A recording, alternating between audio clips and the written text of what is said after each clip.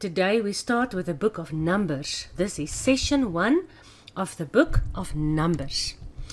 Now, the book of Numbers in Hebrew. The book of Numbers in Hebrew is called Bamidbar. Bamidbar. Ba means in, and Midbar means wilderness. Midbar is Strong's H4057, and it means the wilderness or a pasture in the sense of driving an open field, like when cattle is driven into an open field. By implication, a desert. By speech, a wilderness.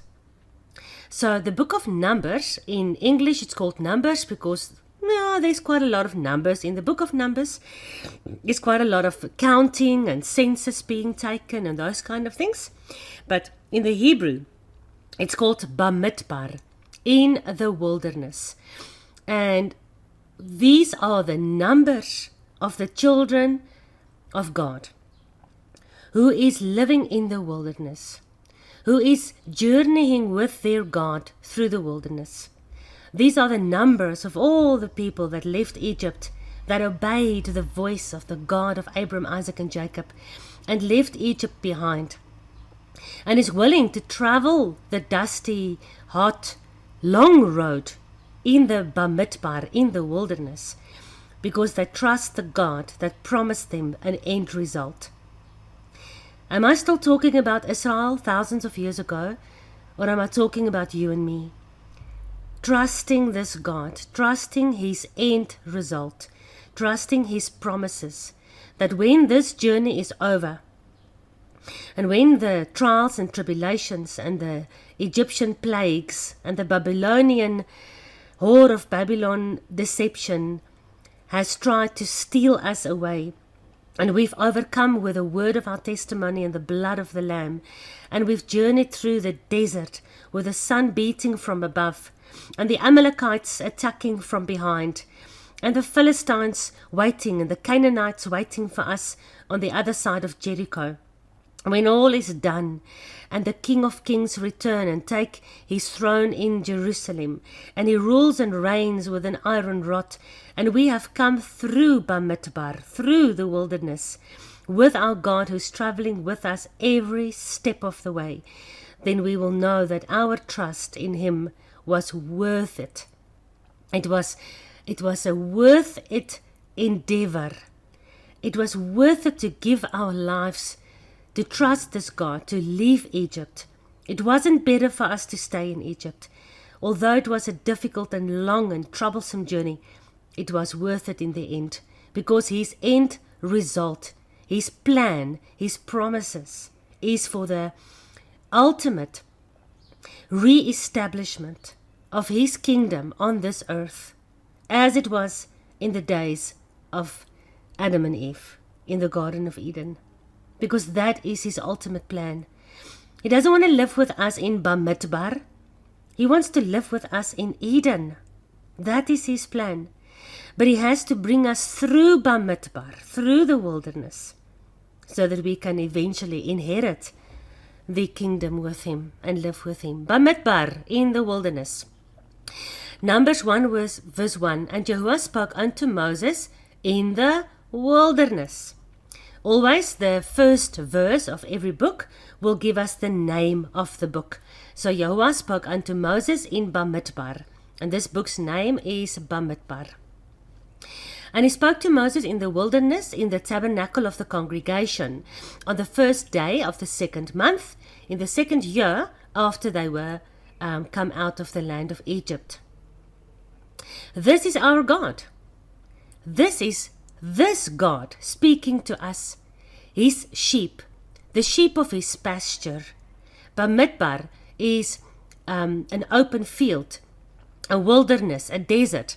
It's like a pasture in the sense of driving cattle out into a pasture, of driving the sheep through the wilderness, but not driving them from behind, but leading them from the front, as any good shepherd will do.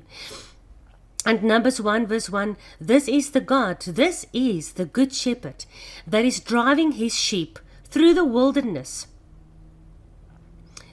and speaking to Moses and telling the children of Israel every single day how much he loves them, what he wants them to do, what he doesn't want them to do, how he wants them to have a relationship with him so that they can be safe and so that they can be holy. This is our God speaking to us, the sheep of his pasture. He is speaking to the sheep of his pasture while he is driving us through Bamidbar, through the pasture, taking us through the wilderness, but being with us in the desert. This is our God, a wonderful shepherd who has taken us out of Egypt and is looking after us like a good shepherd should, guiding us through difficult terrain, holding our hand all the way, being with us all the time on this Bamidbar journey. All right, so for yourself, please read Bamidbar, Numbers, chapter 1, the whole chapter, up to verse 53. It's all about numbers, and that's probably why the translators decided to call this book Numbers. You will read through the whole chapter at your own time, please. And although it seems long and boring to read about all these people, their names, their tribes, how many men in this tribe, how many men in that tribe, blah, blah, blah, it might not be something really interesting to study. But I'll tell you one thing that stands out in this first chapter of the book of Numbers. Numbers 1 verse 17. And Moses and Aaron took these men, which were called by their names. They are called by their names. They are the called out ones. They are the ecclesia. Again, the boring book of Numbers are all about the called out ones, the ecclesia, the church, the sheep of the good shepherd, who he's calling out by their names. You and me are called by our names. We are not just a number to God. Although we are in the book of Numbers, we are not just a number. He knows each one by name and is leading each one through the wilderness. We are reminded in chapter 1 that all the tribes are numbered and counted, and all the tribes who are numbered and counted will go to war, except the Levites. And that's a good thing, because we have to learn from the physical implication of what happened with Israel in the past. We have to learn the spiritual application. Some people in the kingdom of God is called to go to war, physical war, and some people are called to war on their knees and to war another kind of war, to fight another kind of fight. And some people fight the actual fight with human beings, and other people fight the fight with the evil spirits in the air, and some other people will fight the spiritual battles. So each one in the camp has their job description.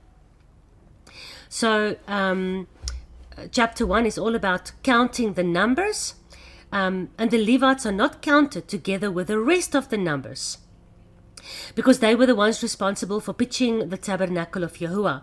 Every time the tabernacle moves, every time it has to be set out, all the utensils and the ornaments and the implements of the tabernacles, the Levites had to bear on their shoulders. They worked exclusively for Yahuwah. And remember, the other guys only went to war when there was war. But the Levites had to continuously work, whether it was wartime or peacetime. Their duties never stopped. So Numbers 1 verse 52, the children of Israel shall pitch their tents, every man by his own camp, every man by his own standard, throughout their hosts. Okay, hosts is basically like the armies, every battalion of God's camp, every section.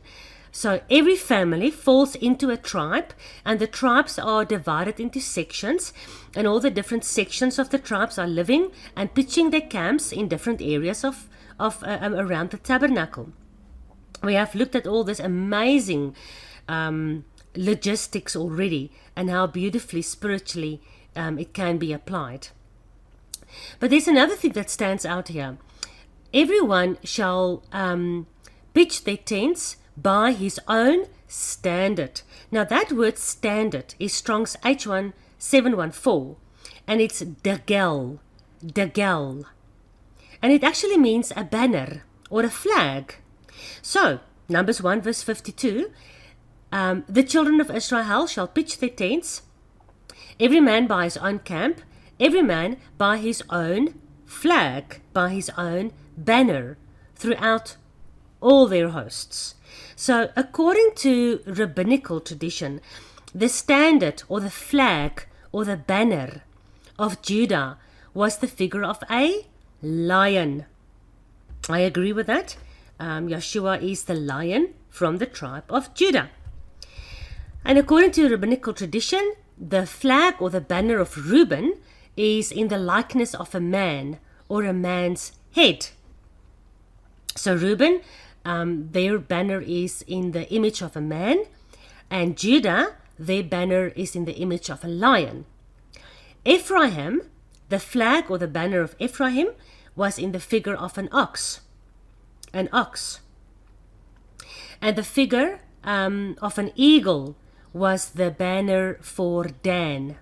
So Dan on the one side, Judah on the other side, Reuben on the other side, and Ephraim. Remember, Ephraim was on the western side. We even looked at how Ephraim, who represents the 10 lost tribes, is actually closest to God, although there is a wall between them. We looked at this in detail in the previous sessions. But the Jewish tradition says that the 4 standards or the 4 banners under which Israel encamped in the wilderness, to the east, Judah, to the north, Dan, you remember judgment, Dan, to the west, Ephraim, and to the south, Reuben. And it was respectively then, of course, a lion to the east, Judah, an eagle to the south, an eagle to the west, Dan, an ox to the, I'm die mekaar. Let's start again. Judah is to the east. Judah is a lion. Dan is to the west. And Dan is an eagle. Ephraim, Dan is to the north. Dan is to the north, an eagle. Ephraim is to the west, an ox. And Reuben is to the south, a man. So around the tabernacle, you have the lion, the eagle, the ox, and the man. These were the banners of the 4 areas in which the camp of Israel was divided. So in the middle of the lion, the eagle, the ox, and the man was found what? The tabernacle, of course. And that's where the Shekinah, the presence of God was. That is where the Ark of the Covenant was. That is where God's throne was. So God's throne is in the middle of the lion, the eagle, the ox, and the man. And these images were also the representations of the 4 faces of the living creatures in both Ezekiel 1 and Revelation 4. Ezekiel 1 verse 10. These were the living creatures around the throne of God. Everything always has a physical and a spiritual application. So in the physical, God's throne was in the center of these 4 figures. And this is exactly what the prophet Ezekiel saw when he saw a vision of heaven. Verse 10 of Ezekiel 1. As for the likeness of their faces, they 4 had the face of a man, the face of a lion on the right side, and they 4 had the face of an ox on the left side, and they 4 also had the face of an eagle. It's amazing. Exactly the lion, the eagle, the ox, and the man were the faces of these living creatures that were surrounding the throne of God in heaven. Revelation 4, verse 7. The first beast was like a lion, the second like a calf, the third was the face of a man, and the 4th beast was a flying eagle. Absolutely amazing how these things can be connected to each other, cross-referenced from Old to New Testament. confirming for us time and time again how the Bible is one book.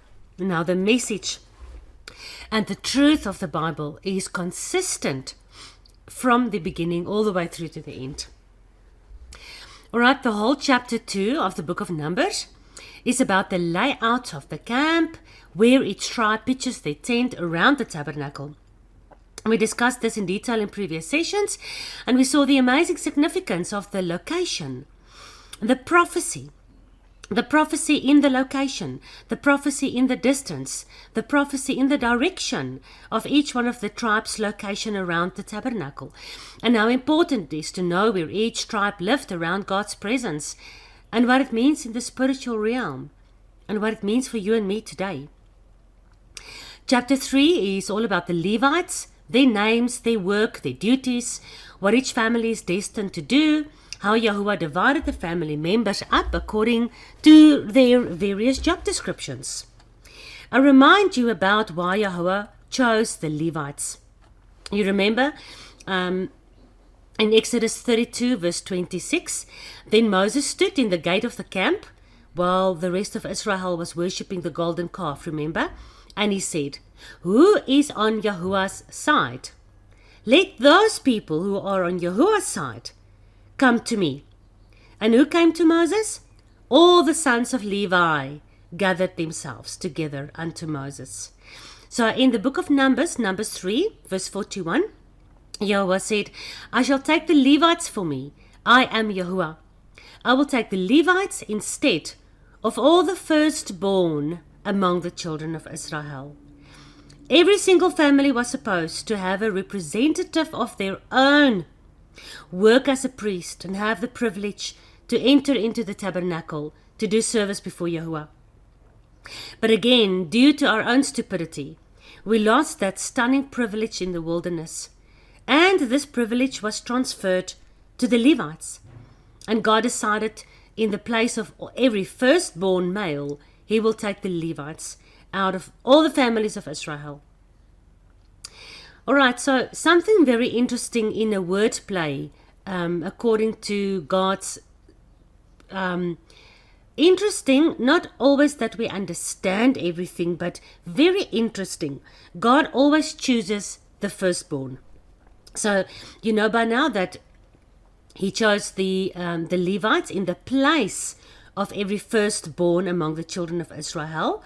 And now in Numbers 3 verse 12, He says, "Behold, I'll take the Levites from among the children of Israel, instead of all the firstborn that opens the matrix among the children of Israel. Therefore the Levites shall be mine." Firstborn in the eyes of God, right, is the very first male child that a woman bears after she got married. So, you know that when you are a virgin, and the very first time that you have intercourse when you get married, your virginity is broken. Your womb is basically closed. Let's just say it's while you're a virgin, your vagina is closed, your uteri is closed, your childbearing womb is closed because you're still a virgin. But then when you get married and you have your very first child, God calls that first child the one that opens the matrix, or the one that opens the womb. All right? That is the definition of a firstborn. So instead of the firstborn sons, who basically caused the womb of the mother to be to come to life, because up to the point until she got married and she got pregnant, her womb was dormant. It wasn't doing anything. There was no life. There was always just death during menstruation. We discussed that during the Torah studies. The menstruation is a symbol of death. So the firstborn opens the womb, and that belongs to God.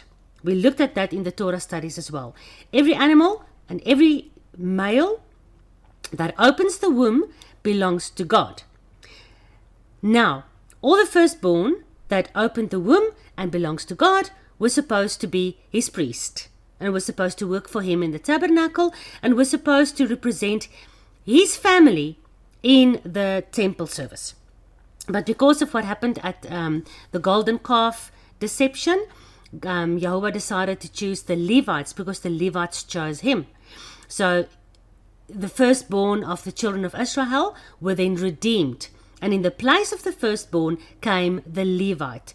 And that's why the tribe of the Levites was then chosen to be the priestly tribe. All right. In biblical language, to be a virgin means your womb is closed. Your womb is only opened for the first time when your child is born. Now, this word, open the womb, this is very interesting. I want you to concentrate a bit because it is amazing wordplay, as always, in the original biblical languages. So, open the womb, that word open in Hebrew is Strong's H6363. And it is, you're not going to believe this, but the Hebrew word for the word open is Peter. Peter.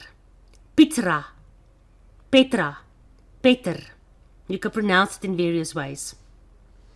Numbers 3 verse 12. And behold, I have taken the Levites from among the children of Israel, instead of all the firstborn, that Peters, the womb, that opens the womb. So Peter, or the word open, is of special interest to us because we have to remember Peter, Yeshua's disciple, opened the womb of the renewed covenant Israel on the day of Pentecost. He is the one that opened the understanding of the Jewish people in Jerusalem on that day of Shavuot to see and understand that the promises of God was indeed fulfilled by Yeshua, and that he was the promised Lamb of God since the very first lamb was sacrificed in the Garden of Eden. And he Petered the womb so that the renewed covenant can be born. Peter is actually a Hebrew word, and it means to open. Now focus, concentrate, because Peter also has meaning in Greek. So you know Peter in Hebrew means to open. And you know, I'm sure that you know by now that Peter in Greek means rock. Yes. In Greek, the word Peter means rock. And in Hebrew, the word Peter means open. It's amazing how this name in both Greek and Hebrew has so much meaning for the Church of Yahuwah. Peter in the Old Testament and Peter in the New Testament. In the one language, it means to open. In the other language, it means rock. Psalm 78 verse 15. God split the rock in the wilderness. Basically, Yahuwah Petered the Peter in the wilderness. He split the rock. He opened the rock in the wilderness. He Petered the Peter. Isaiah 48 verse 21. And they did not thirst when Yahuwah led them through the desert. Okay, just stop here. Remember, I'm not reading this for you just as a history lesson. This is for you and me, for us today. We are the sheep being taken through Bamidbar. We are being led by the Good Shepherd through the wilderness. We listen to Moses. We drink from this rock. We drink the living water from Yeshua, who is the renewed covenant written on our hearts. So when we read these things, we remind ourselves all the time, this is us. Isaiah 48:21. We do not thirst while God is leading us through Bamidbar, through the desert. God caused waters from the rock to flow for us. He split the rock for us, so water gushed out. God Petered the Peter for us. Numbers 20:11. Then Moshe lifted his hand and struck the rock twice with his rod, and much water came out. Exodus 32:19. And it came to be, as soon as he came near the camp, he saw the calf and the dancing of the people around the calf. And Moses' displeasure burned, and he threw the tablets of rock, the tablets of stone, out of his hand, and he broke them. They broke open. This is what we discussed in detail before. The rock broken for us. The book opened and written for us, written on rock and broken for us. Written the second time by the hand of God. This is Peter, the rock. This is Peter to be opened, the rock to be open for us. Even the rock on the mountain, there was a cleft open where God protected Moses while he was walking past. And all this is a word play. So now we look at the life of Peter and we see our own lives reflected in the lives of Peter. And we understand how even in his name, in both languages, Greek and Hebrew, we can understand the Bamidbar journey. And how we need to drink from the rock that is opened and broken for us, so that we can drink that living water, so that we don't die but live. When we follow Moses through the wilderness and we listen and obey God. Peter the rock, he symbolizes how Yeshua, the rock in the wilderness, was opened or broken for us. How Yeshua, the Torah, written on rock, was broken for us. This is symbolized in the name Peter. This is symbolized in the life of Peter. Peter's life in the New Testament is a witness and a testimony of how this rock, this strong-willed man Peter, he was also a rock. He was a rock of a man. But his life is a witness and a testimony that as Yeshua the rock had to be opened so that water can come out so that we didn't die, so also Peter the rock had to be broken, because Peter could only really be an instrument in the hand of God when his will was broken. Peter the rock, this rock of a man, had to learn that he cannot walk on water in his own arrogance. He cannot chop off ears wherever he goes. He cannot call fire from heaven whenever he wants to burn up people that he doesn't like. He cannot be first in line with everything all the time. He cannot choose what happens to him. He had to learn the rock hard way that even though he thought he was as strong as a rock and that he would never deny Yeshua and that he had all the best intentions in the world, he was the one that betrayed and denied Yeshua. So through this wonderful man, Peter's life, we learn that all the rock in our lives also has to be opened or has to be broken before we can open the door for others to see the truth through us. Like the Levites were chosen in the place of the firstborn, that Peter's the womb, that opens the womb. So we are chosen also as the living stones built on the rock, and we open the door for other people to understand the truth. But our rock hard hearts, your hearts were hard as stone, and I take it out and I have to give you a heart of flesh, the Bible says. We have to learn through the life of Moses, through the life of Israel in Bamidbar, through the life of Peter the rock, or Peter to open the womb. We have to learn from these people, because our rock heart walls around our hearts must be broken down as well. The wall has to be opened, Peter, so that we as Levites can also serve, not as Levites, but like Levites. We can also serve God, and God can work through us like he worked through Peter. But Peter first had to learn. He cannot walk on water on his own. We have to learn these things so we can be used by God as well. All right. Tomorrow we'll continue with Bamidbar, Numbers chapter 4. And I really hope that you will read through all the chapters by yourself, as we don't necessarily discuss each and every single verse.